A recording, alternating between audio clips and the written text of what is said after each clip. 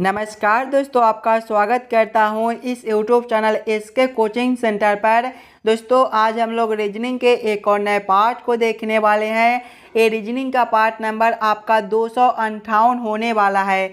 अगर आप लोग इससे पहले वाले पार्ट नहीं देखे होंगे तो ज़रूर जाकर देख लीजिएगा। इस वाले पार्ट के अंदर आज हम लोग रीजनिंग के 15 अलग अलग प्रकार के अलग अलग पार्ट से इम्पोर्टेंट प्रश्न को देखने वाले हैं, जो कि आपको आने वाले आगामी सभी परीक्षाओं के लिए काफ़ी इम्पोर्टेंट होने वाला है। अभी आपको एग्जाम में कुछ इसी प्रकार के रीजनिंग के प्रश्न पूछे जाते हैं, तो सभी प्रश्न को पहले आप लोग वीडियो को रोककर खुद से ज़रूर सॉल्व करने की कोशिश कीजिएगा और आप लोग हमारे साथ अंत तक ज़रूर बने रहिएगा। सभी प्रश्न को हम लोग एकदम शॉर्ट ट्रिक के साथ सॉल्व करेंगे। तो चलिए हम लोग एक नंबर क्वेश्चन की ओर चलते हैं। ये रहा क्वेश्चन नंबर 1। क्वेश्चन नंबर 1 आपको कह रहा है नीचे दिए गए प्रश्न में संबंधित शब्द को चुनिए। संबंधित शब्द चुनने के लिए बोला जा रहा है प्रश्न आपको कह रहा है जिस प्रकार से नाव का संबंध पानी के साथ है, उसी प्रकार से आप लोगों से पूछा जा रहा है ये दोनों क्वेश्चन मार्क पे कौन से शब्द भरे जाएंगे। ये जो प्रश्न है ये आपका एनालॉजी का प्रश्न है, और जब भी आपको इस प्रकार के एनालॉजी के प्रश्न देखने को मिले तो सबसे पहले आप लोग यहाँ पर ये समझने की कोशिश कीजिएगा नाव से आपका पानी किस प्रकार से लिखा हुआ है, नाव से पानी किस प्रकार से संबंधित है। इसी प्रकार के संबंधित ऑप्शन को आप लोग देखिएगा, ध्यान से देखिएगा। तो नाव से आपका पानी लिखा हुआ है, देखिए नाव जो है वो पानी में चलता है, नाव जो है वो पानी में चलता है। इसी प्रकार के संबंधित ऑप्शन को देखेंगे तो ऑप्शन नंबर सी में देखिएगा कार से आपका जमीन दिया गया है। जिस प्रकार से नाव पानी में चलता है उसी प्रकार से कार जो है वो आपका ज़मीन पर चलता है, यानी कि इस वाले क्वेश्चन मार्क पे आपका कार और इस वाले क्वेश्चन मार्क पे आपका जमीन भरा जाएगा। क्वेश्चन नंबर 1 का आपका ऑप्शन नंबर सी जो है सही उत्तर बनता है। चलिए अगले प्रश्न की ओर हम लोग चलेंगे, क्वेश्चन नंबर 2 की ओर। ये रहा क्वेश्चन नंबर 2। क्वेश्चन नंबर 2 आपको कह रहा है नीचे दिए गए प्रश्न में संबंधित संख्या को चुनिए। इस बार आपको संबंधित संख्या चुनने के लिए बोला जा रहा है प्रश्न आपको कह रहा है जिस प्रकार से 8 का संबंध 28 के साथ है, उसी प्रकार से आप लोगों से पूछा जा रहा है 27 का संबंध कौन सा संख्या के साथ होगा, जो इस वाले क्वेश्चन मार्क पे भरे जाएंगे। ये जो प्रश्न है ये आपका नंबर एनालॉजी रीजनिंग का प्रश्न है, और इस प्रकार के प्रश्न आपको सभी एग्जाम में पूछे जाते हैं। तो पहले आप लोग वीडियो को रोककर खुद से ज़रूर सॉल्व करने की कोशिश कीजिएगा, इस वाले क्वेश्चन मार्क पे आपका कौन सा संख्या भरा जाएगा। जब भी आपको इस प्रकार के नंबर एनालॉजी रीजनिंग के प्रश्न देखने को मिले तो सबसे पहले आप लोग यहाँ पर ये समझने की कोशिश कीजिएगा 8 से हम लोग 28 किस प्रकार से ला सकते हैं, 8 को हम लोग क्या करेंगे ताकि हमारा 28 बन जाए। उसी प्रकार से हम लोग सोचेंगे 27 से हमारा कौन सा संख्या बनेगा जो इस वाले क्वेश्चन मार्क पे भरे जाएंगे। अगर आप लोग ध्यान से देखिएगा तो 8 से हमें 28 लाना है। 8 को देखिएगा तो 8 आपका क्या है, 8 जो है ये आपका 2 के पावर 3 होता है, और 28 को देखिएगा तो 28 जो है ये आपका 3 के पावर 3 प्लस 1 है। 3 के पावर 3 जो है वो आपका 27 होता है, 27 प्लस 1 आपका 28 बनता है। ध्यान से देखिएगा 2 के पावर 3 है तो अगला में प्लस 1 करके 3 के पावर 3 कर दिया गया है, और उसके बाद फिर से प्लस 1 कर दिया गया है। वही सेम हम लोग आगे करेंगे। 27 को देखिएगा तो 27 जो है ये आपका 3 के पावर 3 होता है। यहाँ पर देखिएगा 2 के पावर 3 है तो अगला में प्लस 1 कर दिया गया है, तो यहाँ पर भी हम लोग प्लस 1 करेंगे। 3 प्लस 1 आपका 4 होता है, यानी कि अगला जो है वो आपके 4 के पावर 3 हो जाएगा। उसके बाद देखिएगा फिर से प्लस 1 है तो यहाँ पर भी हम लोग प्लस 1 करेंगे। 4 के पावर 3 जो है वो आपका 64 होता है, और 64 प्लस 1 जो है वो आपका 65 बनता है। 65 आपका ऑप्शन नंबर बी में दिया गया है, जो कि आपका सही उत्तर हो जाएगा। इस वाले क्वेश्चन मार्क पे आपका 65 भरा जाएगा। क्लियर है। चलिए अगले प्रश्न की ओर हम लोग चलेंगे, क्वेश्चन नंबर 3 की ओर। ये रहा क्वेश्चन नंबर 3। क्वेश्चन नंबर 3 आपको कह रहा है यदि साइकिल को WAWNU कोडित किया जाता है तो बाइक का कोड क्या होगा, ये आप लोगों से पूछ रहा है। ये जो प्रश्न है ये आपका कोडिंग से रिलेटेड प्रश्न है और ये भी प्रश्न आपके आने वाले आगामी सभी परीक्षाओं के लिए काफ़ी इम्पोर्टेंट प्रश्न है। तो पहले आप लोग खुद से ज़रूर सॉल्व करने की कोशिश कीजिएगा। सबसे पहले आप लोग यहाँ पर ये समझने की कोशिश कीजिएगा साइकिल से हम लोग WAWNU किस प्रकार से ला सकते हैं, उसी प्रकार से हम लोग सोचेंगे बाइक से हमारा क्या कोड बनेगा। सबसे पहले आपका क्या दिया गया है, सबसे पहले जो है वो आपका साइकिल दिया गया है। साइकिल जो है वो आपका CYCLE से मिलकर बनता है। साइकिल से हम लोग WAWNU किस प्रकार से ला सकते हैं, अगर हम लोग सबसे पहले साइकिल के सभी अक्षर के विपरीत अक्षर को लिखेंगे, यानी कि C का विपरीत अक्षर आपका क्या होता है, C का जो विपरीत अक्षर है वो आपका X होता है। आगे देखिएगा Y है, Y का जो विपरीत अक्षर है वो आपका B होता है। आगे देखिए फिर से C है, C का विपरीत अक्षर आपका X होता है। आगे आपका L है, L का जो विपरीत अक्षर है वो आपका एल का जो विपरीत अक्षर है वो आपका O होता है। आगे देखिए आपका E है, E का जो विपरीत अक्षर है वो आपका V होता है। अगर आप लोगों को विपरीत अक्षर याद ना हो तो आप लोग इस प्रकार से भी निकाल सकते हैं, जैसे कि C जो है ये आपके ABCD के क्रम में तीसरे नंबर पर होता है। अब हम लोग 3 में कौन सा संख्या को जोड़ेंगे ताकि हमारा 27 बन जाए, 3 + 24 करने पर ये जो है ये आपका 27 होता है। यानी कि यहाँ पर जो विपरीत अक्षर है C का जो विपरीत अक्षर है वो आपका 24वें नंबर वाला हो जाएगा। देखिए 24वें नंबर पर कौन सा अक्षर होता है, ABCD में X होता है, यानी कि C का जो विपरीत अक्षर है वो आपका X बनेगा। कुछ इस प्रकार से भी आप लोग विपरीत अक्षर निकाल सकते हो। ध्यान से देखिएगा तो आपका विपरीत अक्षर क्या निकल कर आया है, XBXOV। अगर आप लोग यहाँ पर देखिएगा तो यहाँ पर देखिए WAWNU दिया गया है। अगर हम लोग विपरीत अक्षर के सभी अक्षर में से -1 करते हैं तो देखिएगा X - 1 जो है वो आपका W होता है, B - 1 जो है ये आपका A होता है, X - 1 जो है वो आपका W होता है, O - 1 जो है वो आपका N होता है और V - 1 जो है वो आपका U होता है। ध्यान से देखिए WAWNU, यहाँ पर आपका WAWNU दिया गया है, यानी कि इसी प्रकार से इस वाले प्रश्न को हम लोग सॉल्व कर सकते हैं। तो वही सेम हम लोग बाइक के साथ करेंगे। देखिए बाइक जो है ये आपका BIKE से मिलकर बनता है। सबसे पहले बाइक के सभी अक्षर को हम लोग विपरीत अक्षर को लिखेंगे। देखिएगा B का जो विपरीत अक्षर है वो आपका Y होता है, I का विपरीत अक्षर आपका R होता है, K का जो विपरीत अक्षर है वो आपका P होता है और E का विपरीत अक्षर आपका V होता है। यहाँ पर देखिएगा तो विपरीत अक्षर में से -1 कर दिए थे, वही सेम हम लोग यहाँ पर भी करेंगे।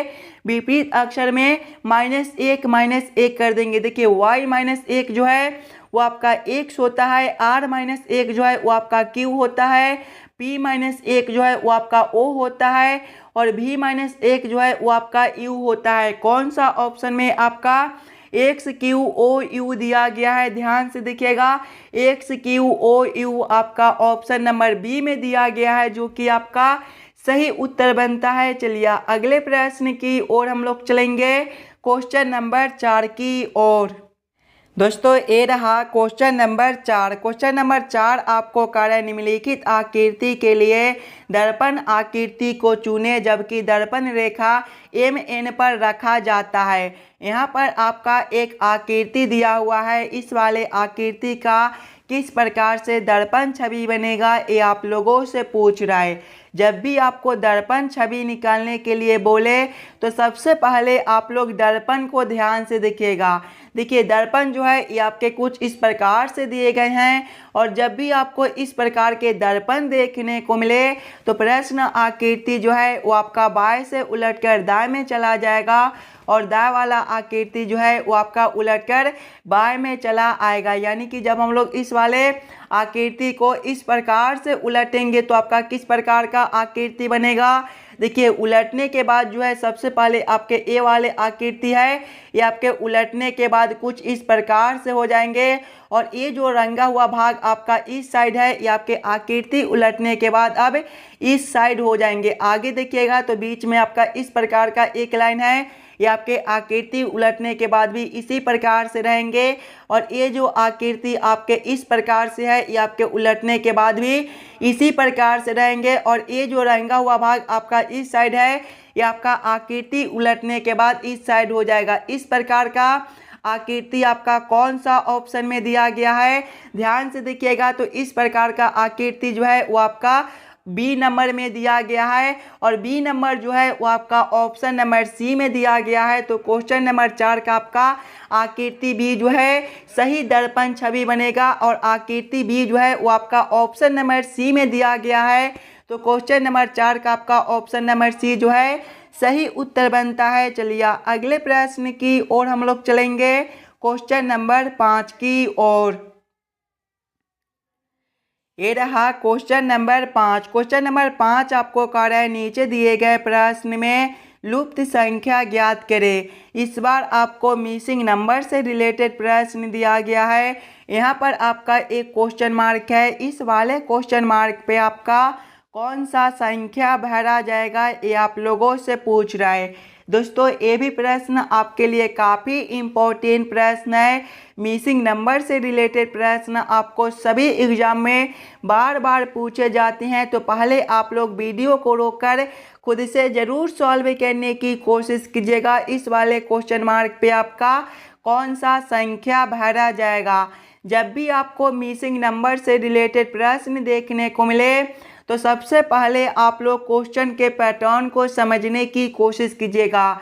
ध्यान से देखिएगा तो आपका यहाँ पर क्वेश्चन मार्क है, यानी कि ऐसे प्रश्न को सबसे पहले हम लोग ये समझने की कोशिश करेंगे यहाँ पर आपका 5, 4, 7 और 9 से 40 किस प्रकार से लिखा हुआ है, 3, 5, 17 और 8 से 54 किस प्रकार से लिखा हुआ है। उसी प्रकार से हम लोग सोचेंगे 6, 3, 10 और 7 से कौन सा संख्या बनेगा जो इस वाले क्वेश्चन मार्क पे भरे जाएंगे। सबसे पहले हम लोगों को क्या करना है, ये चारों संख्या से 40 लाना है। सभी बच्चे पहले अपना दिमाग लगाइएगा, ये चारों संख्या से हम लोग 40 किस प्रकार से ला सकते हैं।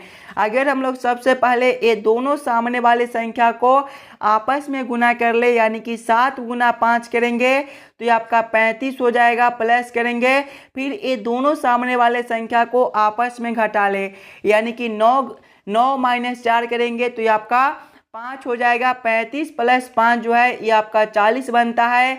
देखिए बीच वाला संख्या आपका 40 दिया गया है। वही सेम आगे करेंगे, पहले ये दोनों सामने वाले संख्या को आपस में गुना करेंगे। 17 गुना 3 जो है ये आपका 51 होता है। प्लस करेंगे फिर ये दोनों सामने वाले संख्या को आपस में घटा लेंगे। देखिएगा 8 माइनस 5 जो है ये आपका 3 होता है। 51 प्लस 3 जो है ये आपका 54 होता है। देखिए यहाँ पर बीच वाला संख्या जो है वो आपका 54 दिया गया है। यानी कि इसी प्रकार से इस वाले प्रश्न को हम लोग सॉल्व कर सकते हैं। तो वही सेम हम लोग आगे करेंगे।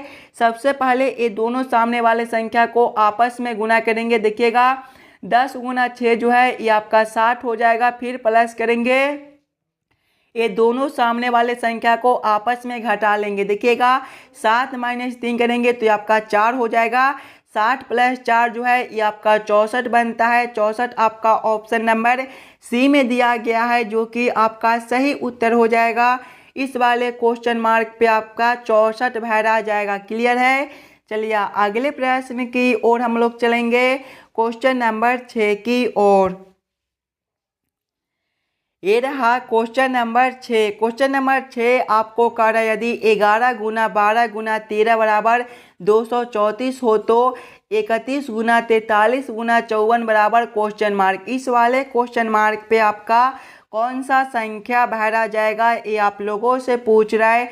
दोस्तों कुछ इस प्रकार के भी प्रश्न आपको बार बार एग्जाम में देखने को मिलेंगे और जब भी आपको इस प्रकार के रीजनिंग के प्रश्न देखने को मिले तो सबसे पहले आप लोग यहाँ पर ये समझने की कोशिश कीजिएगा 11, 12 और 13 से हम लोग 234 किस प्रकार से ला सकते हैं।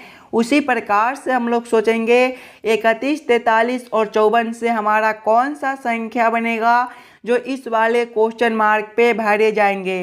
देखिए जब भी आपको इस प्रकार के प्रश्न देखने को मिले तो पहले आप लोग यहाँ पर ये समझिएगा कि हम लोग 11, 12 और 13 को क्या करें ताकि हमारा 234 बन जाए। देखिए यहाँ पर आपका किसी भी प्रकार का सिंबल दे दे, गुना का दे दे, भाग का दे दे, जोड़ का दे दे, घटाव का दे दे, उससे हमें कोई मतलब नहीं है। बस हम लोगों को ये समझना है कि हम लोग 11, 12 और 13 से 234 किस प्रकार से ला सकते हैं।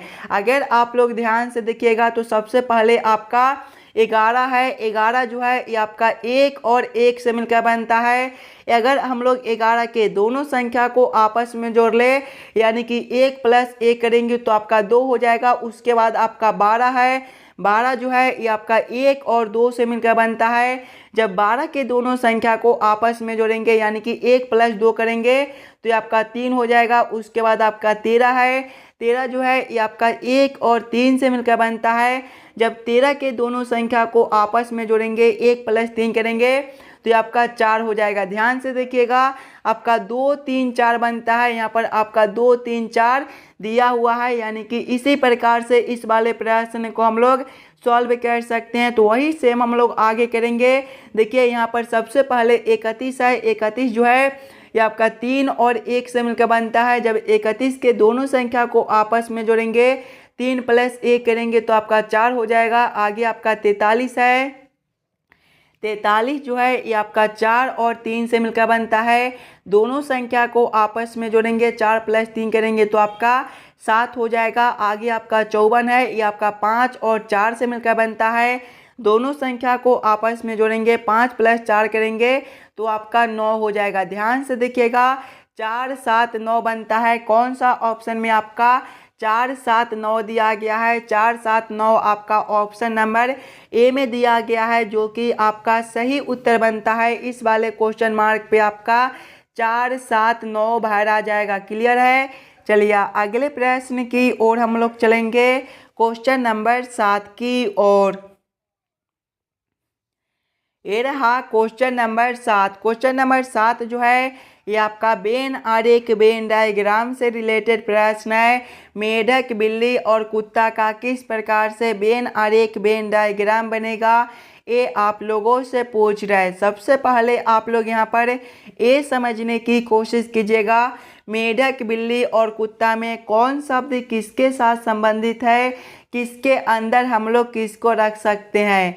अगर आप लोग ध्यान से देखिएगा तो मेढक शब्द आपका अलग है, बिल्ली भी आपका अलग है और कुत्ता भी आपका अलग है। यानी कि ये तीनों शब्द जो है वो तीनों से अलग है। यानी कि इसका वेन आरेख वेन डायग्राम जो है कुछ इस प्रकार से हो जाएगा। इस प्रकार का वेन आरेख वेन डायग्राम आपका ऑप्शन नंबर बी में दिया गया है जो कि आपका सही उत्तर बनता है। चलिए अगले प्रश्न की ओर हम लोग चलेंगे, क्वेश्चन नंबर 8 की ओर। ये रहा क्वेश्चन नंबर 8। क्वेश्चन नंबर 8 जो है ये आपका कथन और निष्कर्ष से रिलेटेड प्रश्न है और ये भी प्रश्न आपके लिए काफ़ी इम्पोर्टेंट प्रश्न है। कुछ इस प्रकार के भी प्रश्न आपको एग्जाम में देखने को मिलेंगे तो पहले आप लोग खुद से ज़रूर सॉल्व करने की कोशिश कीजिएगा। जब भी आपको इस प्रकार के कथन और निष्कर्ष से रिलेटेड प्रश्न देखने को मिले तो सबसे पहले आप लोग सभी कथन को ध्यान से पढ़िएगा और उस सभी कथन को आप लोग वेन आरेख वेन डायग्राम पर सेट कर लीजिएगा ताकि प्रश्न को सॉल्व करने और समझने में आपको आसानी हो। देखिए कथन आपको कह रहा है सभी पत्थर हीरे हैं। सभी पत्थर क्या है, हीरे है। इसका वेन आरेख वेन डायग्राम किस प्रकार से बनेगा, सभी पत्थर हीरे है। यानी कि हीरे के अंदर जो है वो आपके पत्थर हो जाएंगे। ये जो आरेख है ये आपका पत्थर के लिए हो जाएगा तो आप लोग यहाँ पर पत्थर भी लिख लीजिएगा ताकि आपको समझने में कोई दिक्कत ना हो। ये जो आरेख है ये आपका पत्थर के लिए हो जाएगा, और हीरे के अंदर जो है वो आपके पत्थर हो जाएंगे, यानी कि ये जो आरेख है ये आपका हीरे के लिए हो जाएगा। तो आप लोग यहाँ पर हीरे भी लिख लीजिएगा ताकि आपको प्रश्न को सॉल्व करने में कोई दिक्कत ना हो। आगे कथन को पढ़िएगा। आगे कथन आपको कह रहा है कुछ हीरे मोती है। कुछ हीरे क्या है? मोती है, यानी कि मोती के लिए जो आपका आरेख बनेगा ये आपका कुछ इस प्रकार से हो जाएगा। ये जो आरेख है ये आपका मोती के लिए हो जाएगा। तो आप लोग यहाँ पर मोती भी लिख लीजिएगा। अब आप लोग इस वाले वेन आरेख वेन डायग्राम के आधार पर निष्कर्ष को सही या फिर गलत कीजिएगा। देखिए निष्कर्ष एक आपको कह रहा है कुछ मोती पत्थर है। ध्यान से देखिएगा, तो पत्थर के लिए आरेख आपका यहाँ पर है और मोती के लिए आरेख आपका यहाँ पर है। ये दोनों आरेख आपके अलग अलग दिए गए हैं, यानी कि कोई मोती आपका पत्थर नहीं हो सकता है। यानी कि ये जो निष्कर्ष है ये आपका गलत हो जाएगा। कुछ मोती आपके पत्थर नहीं हो सकते हैं। निष्कर्ष 2 को देखिएगा। निष्कर्ष 2 आपको कह रहा है कुछ हीरे मोती है। कुछ हीरे क्या है? मोती है। ध्यान से देखिएगा, तो हीरे के लिए आरेख आपका यहाँ पर है और मोती के लिए आरेख आपका यहाँ पर है। ये दोनों आरेख आपके आपस में कुछ जुड़े हुए हैं, यानी कि कुछ हीरे जो है वो आपके मोती हो सकते हैं। ये निष्कर्ष आपका सही निकलता है। केवल निष्कर्ष 2 आपका सही बनता है। कौन सा ऑप्शन में केवल निष्कर्ष 2 को सही किया गया है? ध्यान से देखिएगा, ऑप्शन नंबर सी में तो केवल निष्कर्ष 2 निकलता है, यानी कि क्वेश्चन नंबर 8 का आपका ऑप्शन नंबर सी जो है सही उत्तर हो जाएगा। सिर्फ निष्कर्ष सिर्फ 2 निकलता है, ये जो है ये आपका सही बनता है। चलिए अगले प्रश्न की ओर हम लोग चलेंगे, क्वेश्चन नंबर 9 की ओर। दोस्तों ये रहा क्वेश्चन नंबर 9। क्वेश्चन नंबर 9 आपको कह रहा है 31 दिन वाले महीने का अंतिम दिन मंगलवार है, तो उसी माह के 16वें दिन कौन सा बार है, ये आप लोगों से पूछ रहा है। ये जो प्रश्न है ये आपका कैलेंडर से रिलेटेड प्रश्न है, और जब भी आपको इस प्रकार के प्रश्न देखने को मिले तो सबसे पहले आप लोग प्रश्न को ध्यान से पढ़िएगा और समझने की कोशिश कीजिएगा।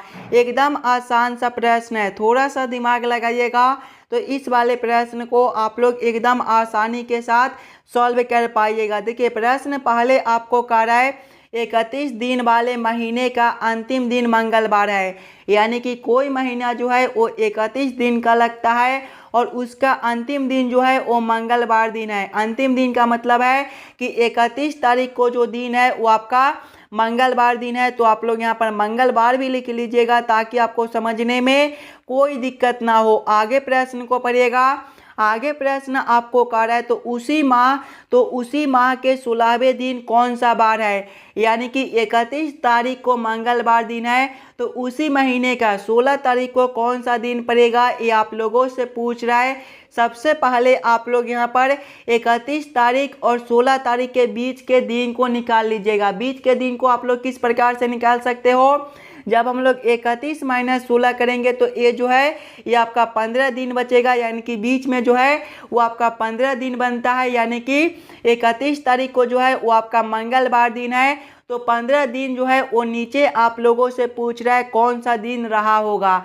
सबसे पहले हम लोग इसमें क्या करेंगे कि 15 में जो है वो 7 से भाग कर देंगे। 7 से हम लोग इसलिए भाग करेंगे, सप्ताह जो है वो हमारे 7 दिन के होते हैं। 7 दिन के बाद जो है वो दिन हमारे फिर से आ जाते हैं। जब हम लोग 15 में 7 से भाग करेंगे तो 7 गुना 2 जो है ये आपके 14 होते हैं और शेष जो है वो आपका 1 बचेगा। यही शेष जो है वो आपका सही उत्तर हो जाएगा। देखिए 31 तारीख को कौन सा दिन है?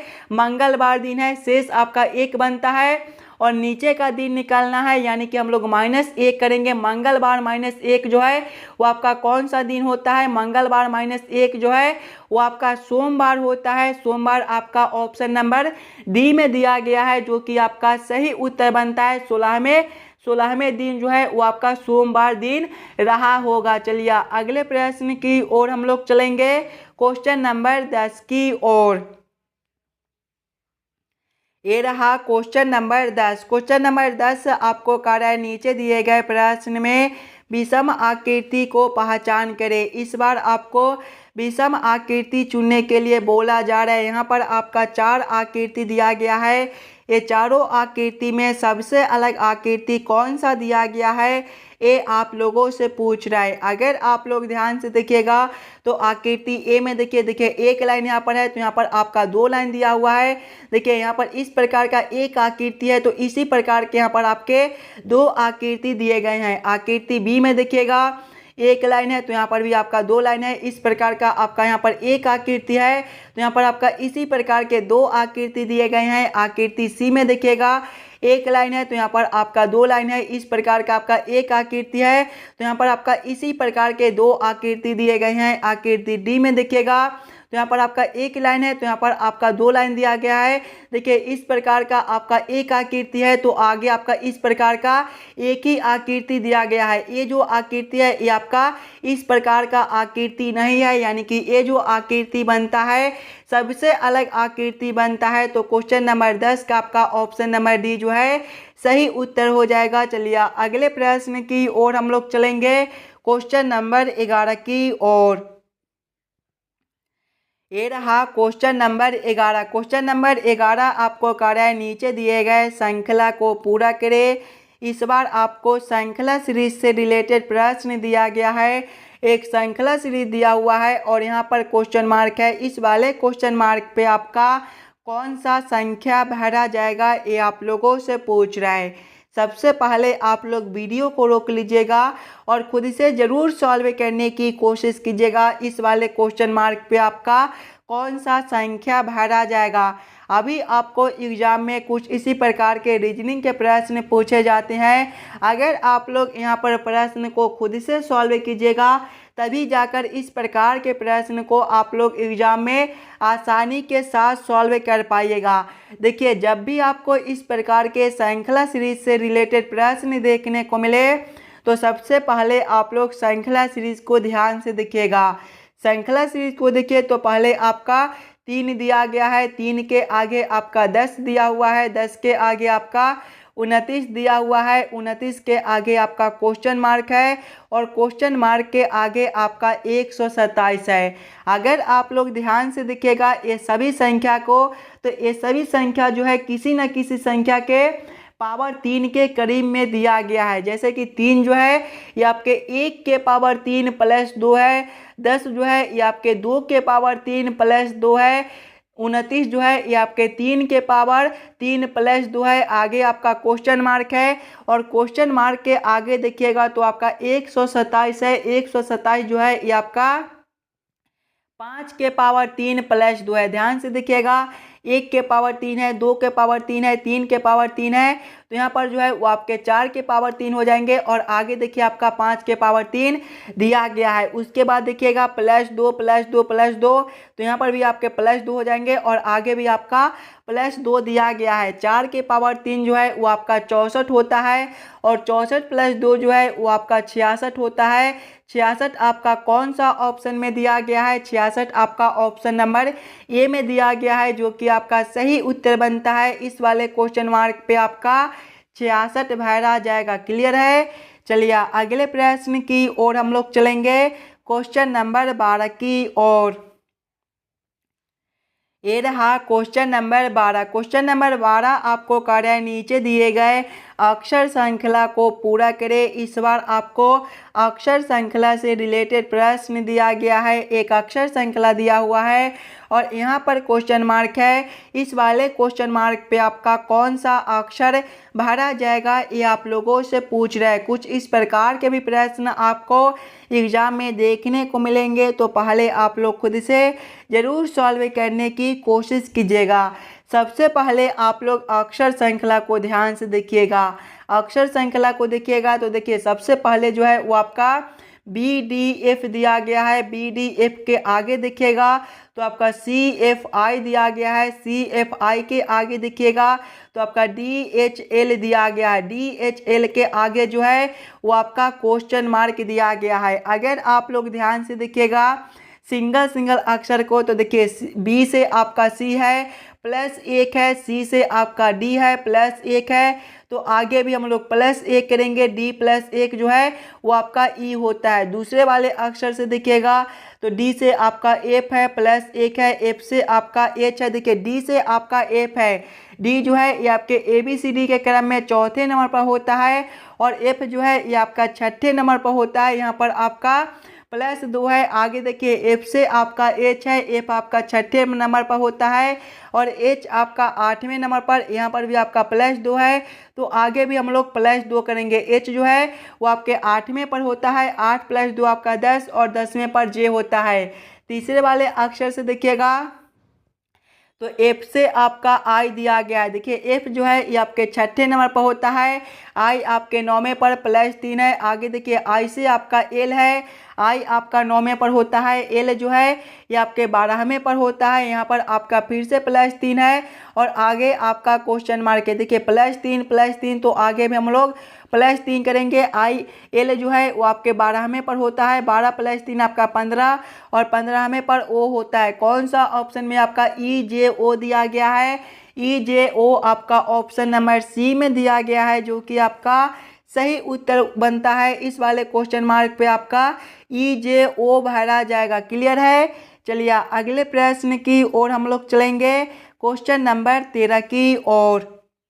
दोस्तों ये रहा क्वेश्चन नंबर 13। क्वेश्चन नंबर 13 आपको कह रहा है नीचे दिए गए प्रश्न में संबंधित अक्षरों को चुनिए। इस बार आपको संबंधित अक्षर चुनने के लिए बोला जा रहा है। प्रश्न आपको कह रहा है जिस प्रकार से कैट का संबंध ECV के साथ है उसी प्रकार से आप लोगों से पूछा जा रहा है डॉग का संबंध कौन सा अक्षर के साथ होगा, जो इस वाले क्वेश्चन मार्क पे भरे जाएंगे।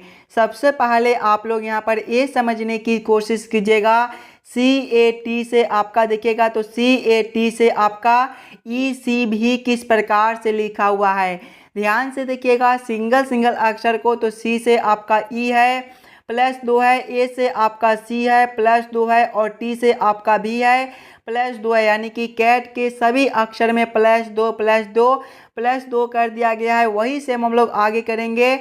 आगे हम लोग डॉग के भी सभी अक्षर में +2 कर देंगे। देखिएगा जब हम लोग D +2 करेंगे तो ये जो है F हो जाएगा, आगे O है, O +2 जो है वो आपका Q होता है, आगे G है, G +2 जो है वो आपका I होता है। कौन सा ऑप्शन में आपका FQI दिया गया है? FQI जो है वो आपका ऑप्शन नंबर सी में दिया गया है, जो कि आपका सही उत्तर बनता है।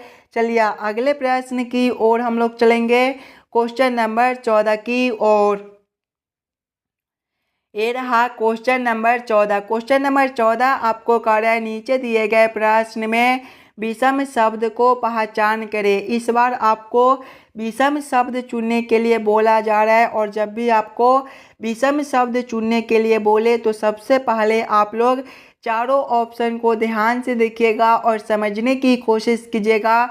ये चारों ऑप्शन में आपका सबसे अलग ऑप्शन कौन सा दिया गया है? ध्यान से देखिएगा तो ऑप्शन ए में नींबू है, ऑप्शन बी में इमली है, ऑप्शन सी में कच्चा आम है और ऑप्शन डी में आपका चीनी है। अगर आप लोग ध्यान से देखिएगा तो चीनी जो है ये आपका मीठा होता है, जबकि नींबू, इमली और कच्चा आम जो है ये आपका खट्टा होता है। यानी कि सबसे अलग ऑप्शन जो है वो आपका डी बनता है। तो क्वेश्चन नंबर 14 का आपका ऑप्शन नंबर डी जो है सही उत्तर हो जाएगा। चलिए अगले प्रश्न की ओर हम लोग चलेंगे, क्वेश्चन नंबर 15 की ओर। दोस्तों ये रहा क्वेश्चन नंबर 15। क्वेश्चन नंबर 15 आपको कह रहा है क्यू का पति पी है और एस तथा क्यू की माँ आर है, तो आर का पी से क्या संबंध है, ये आप लोगों से पूछ रहा है। ये जो प्रश्न है ये आपका ब्लड रिलेशन से रिलेटेड प्रश्न है और जब भी आपको इस प्रकार के प्रश्न देखने को मिले तो सबसे पहले आप लोग प्रश्न को ध्यान से पढ़िएगा और समझने की कोशिश कीजिएगा। देखिए प्रश्न पहले आपको कह रहा है क्यू का पति पी है। क्यू का पति कौन है? पी है। पति है मतलब एक ही पीढ़ी का है, यानी कि पी के सामने हम लोग किसको रखेंगे? क्यू को रखेंगे। क्या रिश्ता है? पति का है तो आप लोग यहाँ पर पति लिख लीजिएगा। आगे प्रश्न को पढ़िएगा। आगे प्रश्न आपको कह रहा है एस तथा क्यू की माँ आर है। एस तथा क्यू की माँ कौन है? आर है। माँ है मतलब एक पीढ़ी ऊपर का है, यानी कि एस और क्यू से ऊपर हम लोग किसको रखेंगे? आर को रखेंगे, यानी कि यहाँ पर जो है वो आपका आर हो जाएगा और यहाँ पर जो है वो आपका एस हो जाएगा। क्या रिश्ता है? माँ का है तो आप लोग यहाँ पर माँ भी लिख लीजिएगा ताकि आपको समझने में कोई दिक्कत ना हो। आगे प्रश्न को पढ़िएगा।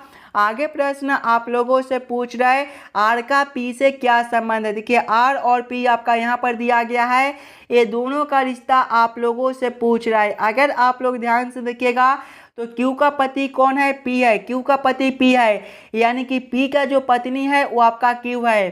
पी का जो पत्नी है वो क्यू है और क्यू की माँ आर है, यानी कि आपके पत्नी का माँ आपका कौन लगेगा? आपके पत्नी का माँ जो है वो आपका सास लगेगा, यानी कि यहाँ पर जो रिश्ता बनता है वो सास का रिश्ता बनता है। सास आपका ऑप्शन नंबर डी में दिया गया है, जो कि आपका सही उत्तर हो जाएगा। क्वेश्चन नंबर 15 का आपका ऑप्शन नंबर डी जो है सही उत्तर बनता है। आशा करता हूं दोस्तों आप लोग सभी प्रश्न को बढ़िया से समझ गए होंगे। अगर आपको किसी भी प्रश्न में कहीं पर भी कोई दिक्कत हो तो हमें ज़रूर कमेंट करके बताइएगा। और जितने बच्चे इस वाले यूट्यूब चैनल पर नए हो, चैनल को सब्सक्राइब और वीडियो को लाइक जरूर करके जाइएगा और वीडियो को ज़्यादा से ज़्यादा अपने दोस्तों के साथ शेयर कीजिएगा ताकि और बच्चे तक पहुंच सके। चलिए हम लोग मिलते हैं आपसे अगले वीडियो में। धन्यवाद।